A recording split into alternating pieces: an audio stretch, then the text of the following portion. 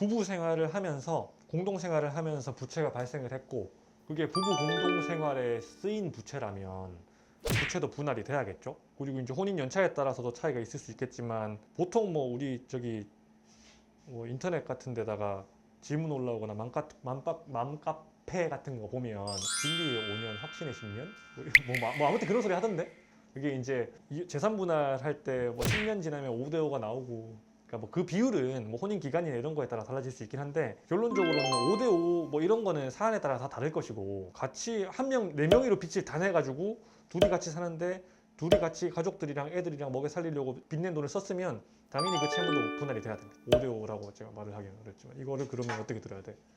이렇게 뭐 이거죠. 일단 이거에 가깝죠. 네.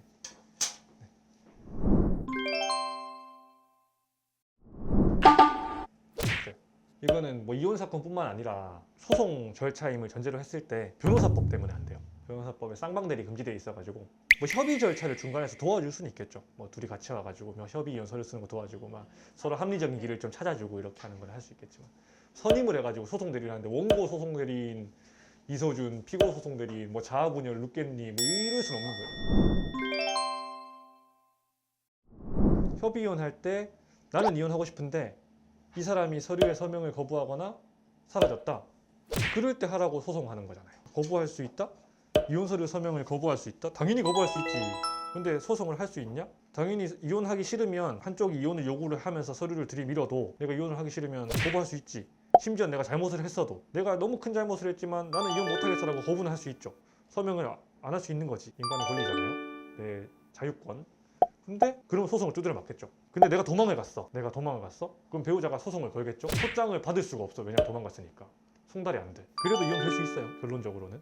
이제 드물긴 하지만 그런 경우가 이제 공시송달이라 그래서 이혼 사건뿐만 아니라 민사 사건 일체에서는 피고가 소장 안 받는다고 사건이 영원히 10년, 100년 가지 않아요. 송달을 하기 위해서 집을도 보내보고 직장에도 보내보고 뭐 주소를 찾기 위한 송달을 하기 위한 절차가 거치다가 정안되면 공시송달이라 그래가지고 쉽게 표현하면 방을 붙이는 거지. 이렇게 방을 딱 붙여서 받은 걸로 치는 거예요. 그리고 불출석한 상태에서 그냥 공시로 끝내버려요. 그냥 그런 개념이라고 보시면. 뭐 있다. 네, 있다.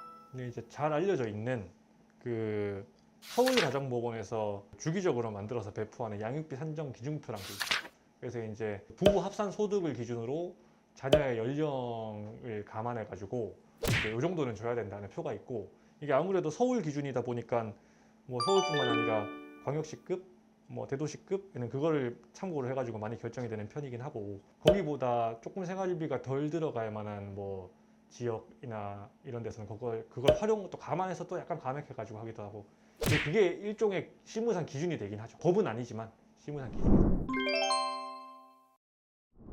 재산 분할은 가능하지 않다고 봐야죠. 그러니까 혼인 신고를 했다가 분쟁은 생기지만 그 분쟁이 뭐 재산 분할 이런 방향으로 흘러가진 않아요. 그러니까 이제 혼인 신고 하기 전이면 이제 뭐 사실혼 부당 파기 뭐 이런 식 혼인 신고를 하고 나면 통상의 이혼 소송 절차로 분쟁이 되는데 이게 부부 공동 재산이라는 게 형성이라도 돼야 뭐 유지하고 소비하고 뭐 따져가지고 공동 재산 들어가고 뭐 기여도 나누고 이렇게 할 텐데 너무 짧아서 형성 자체가 됐다고 보기 어려워요. 그렇게 짧은 경우는. 그래서 그냥 보통 뭐 가져온 만큼 서로 논아가지고 가져온 만큼 이제 나눠가지고 위자료 정도 책정받고 그 정도가 끝이죠.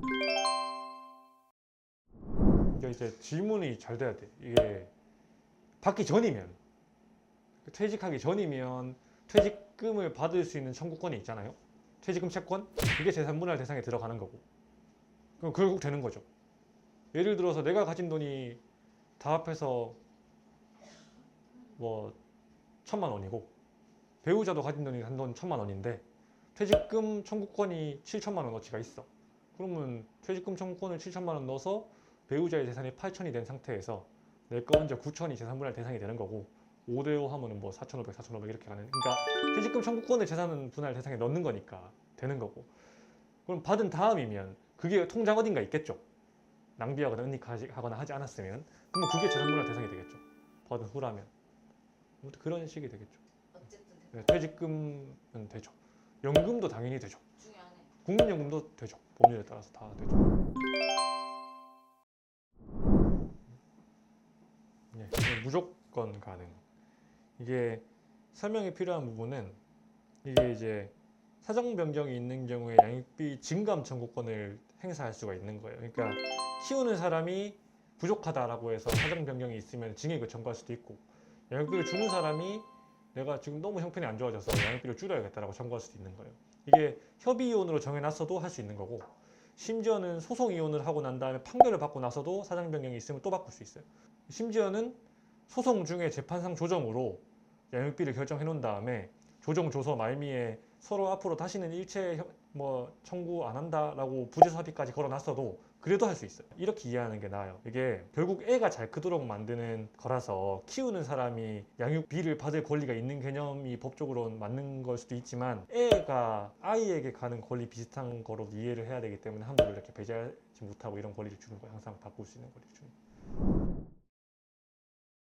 제가 뭐 이거는 질문이 틀렸다 뭐 이런 식으로 얘기를 하긴 했어도 실제로 다 이런 식으로 질문들을 해요. 사람들이 상담을 하러 와서도 약간 설명이 더 많이 필요한, 묻기는 편하지만 답하기는 어려운, 질문은 짧지만 답은 길 수밖에 없는, 질문이 정제되어 있지 않은 이런 질문들을 많이 하거든요. 근데 기술적으로 OX를 따져가면서 이런 긴 답을 하는 건 상담료를 받는 변호사 입장에서는 당연히 해줘야 되는 의무인 거고, 어려운 일도 아니고 사실은. 근데 뭐 이혼 고민하는 분들한테 이런 질문에 대한 답도 분명히 도움이 되긴 할 텐데, 제가 항상 들어보면 마지막에 결국 이 얘기 듣고 싶어 하거든요. 그러니까 너는 괜찮을 거야, 뭐 네 고통은 또 딴 사람들 더 심한 사람도 있어, 뭐 이렇게 위로받고 싶어 하는 사람도 있고요, 너는 괜찮을 거야 라고 위로받고 싶어 하는 사람들도 있단 말이에요. 왜 그런 얘기가 더 하고 싶긴 해요. 여기 사실 적어주신 것도 의미 있는 멘트긴 한데, 지금 뭐 40에 이혼하든 50에 이혼하든 30에 이혼하든 뭐 어쨌거나 한 배우자가 바람을 폈든 날 때리든 성격이 안 맞든 뭐가 됐던 간에 약간 죽을 만큼 힘들 거란 말이지. 거의 뭐 정신 못 차릴 거예요, 대부분 경우에. 근데 그거 되게 찰나라고 보거든요. 제가 이제 10년 좀 넘게 일을 하면서 느낀 게, 진짜 초창기에 만났던 분들 중에 저거 살 수 있나? 이런 표정과 눈빛으로 왔던 사람이 나중에 되면 되게 잘 살아요. 그러니까 고통 길어봤자 1, 2년이고 2, 3년이고, 이혼을 안 하면 안 하는 대로 그걸 묻고 살아야 되는 고통, 그것도 장난 아니거든.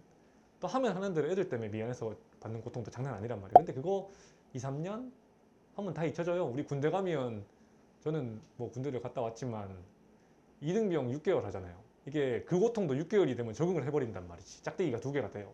그런 것처럼 애지간한 고통은 6개월, 1년 내내 다 이렇게 감속기에 접어들고 하기 때문에, 남아있는 30년, 50년, 뭐 길면은 뭐 70년 인생으로 대입해보면 1년, 2년 고통받는 거 길어봤자 70분의 1 밖에 안 돼요. 그래서 순간의 감정에 속아 넘어가지 말고 되게 냉철하고 이성적인 감정으로 고통을 좀 직면했으면 좋겠다, 그냥 이런 얘기가 하고 싶어서 아까 고민을 했던 거지, 요 멘트를 보다가.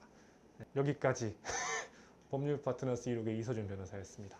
네, 궁금한 거 있으면 댓글 많이 남겨주시고, 구독과 좋아요 많이 해주시기 바랍니다.